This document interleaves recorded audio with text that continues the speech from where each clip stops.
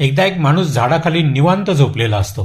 तेवढ्यात झाडाच्या जवळ असलेल्या बिळातून एक नाग बाहेर येतो आणि त्या माणसाला फक्त स्पर्श करतो. चावत नाही, फक्त स्पर्श करतो आणि पटकन बिळात निघून जातो. माणूस जागा होतो. त्याला तिथे एक उंदीर दिसतो.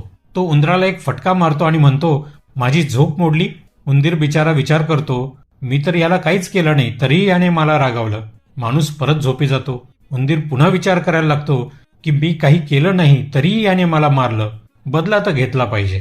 असं म्हणून तो त्या माणसाला चावतो आणि तिथून पळ काढतो. तेवढ्यात तो नाग परत बिळाच्या बाहेर येतो. माणूस जागा होऊन बघतो तर त्याला नाग दिसतो.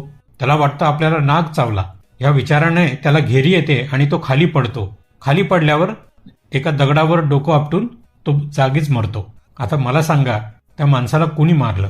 चावला होता उंदीर, त्याला दिसला तो नाग. मग माणूस मेला कसा? तो माणूस मेला त्याच्या विचाराने.